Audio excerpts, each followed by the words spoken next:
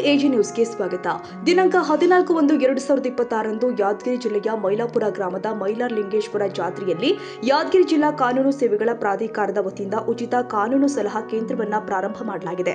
ಸರ್ವೋಚ್ಚ ನ್ಯಾಯಾಲಯದ ನಿವೃತ್ತ ನ್ಯಾಯಮೂರ್ತಿಗಳು ಆದ ಗೌರವಾನ್ವಿತ ಶ್ರೀ ಶಿವರಾಜ್ ವಿ ಪಾಟೀಲ್ ಅವರು ಜಾತ್ರೆಯಲ್ಲಿ ನೆರೆದಿದ್ದ ಜನರಿಗೆ ಜಿಲ್ಲಾ ಕಾನೂನು ಸೇವೆಗಳ ಪ್ರಾಧಿಕಾರದ ವಿವಿಧ ಯೋಜನೆಗಳ ಕರಪತ್ರವನ್ನು ವಿತರಿಸುವುದರ ಮೂಲಕ ಕೇಂದ್ರಕ್ಕೆ ಅಧಿಕೃತ ಚಾಲನೆ ಕೊಟ್ಟಿದ್ದಾರೆ.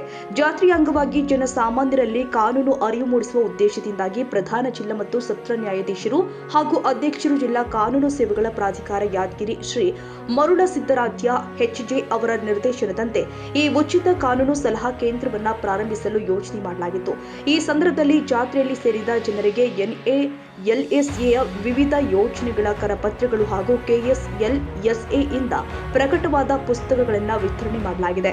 ಜೊತೆಗೆ ಬಾಲ್ಯ ವಿವಾಹ ನಿಷೇಧ ಕಾಯ್ದೆ, ಕಾಯಂ ಜನತಾ ನ್ಯಾಯಾಲಯ ಮತ್ತು ರಾಷ್ಟ್ರೀಯ ಲೋಕ ಅದಾಲತ್ ಕುರಿತು ಧ್ವನಿ ಮುದ್ರಿಕೆಗಳ ಮೂಲಕ ಜಾಗೃತಿ ಮೂಡಿಸಲಾಗಿದೆ. ಕಾರ್ಯಕ್ರಮದಲ್ಲಿ ಹಿರಿಯ ಸಿವಿಲ್ ನ್ಯಾಯಾಧೀಶರು ಹಾಗೂ ಸದಸ್ಯ ಕಾರ್ಯದರ್ಶಿ ಜಿಲ್ಲಾ ಕಾನೂನು ಸೇವೆಗಳ ಪ್ರಾಧಿಕಾರ ಯಾದಗಿರಿ ಶ್ರೀ ಮರಿಯಪ್ಪ ಅವರು, ಪ್ರಾಧಿಕಾರದ ಸಿಬ್ಬಂದಿಗಳು ಹಾಗೂ ಕಾನೂನು ಸ್ವಯಂ ಸೇವಕರು ಉಪಸ್ಥಿತರಿದ್ದು ಕೇಂದ್ರಕ್ಕೆ ಭೇಟಿ ಕೊಟ್ಟ ಜನರಿಗೆ ವಿವಿಧ ಕಾನೂನುಗಳ ಕುರಿತು ಮಾಹಿತಿ ಕೊಟ್ಟಿದ್ದಾರೆ. Nizamuddin, Yadgiri AG news.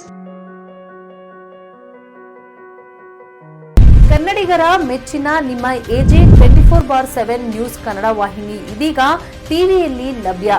ವೇಳೆ ನೋಟಿಸ್ ಕೊಟ್ಟಿದ್ರೆ ವಾಪಸ್ ತಗೋತೀವಿ.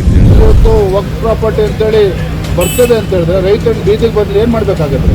ಯಾರು ವೋಟ್ ಹಾಕಿಲ್ಲ ಅಂದ್ರೆ ಗ್ಯಾರಂಟಿನೆಲ್ಲ ಸ್ಟಾಪ್ ಮಾಡ್ಬಿಡ್ತೀವಿ.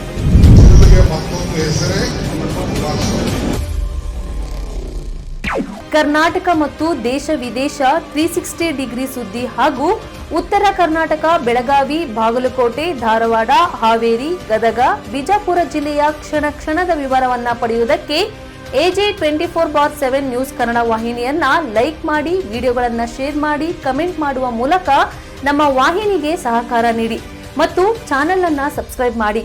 ಧನ್ಯವಾದಗಳು.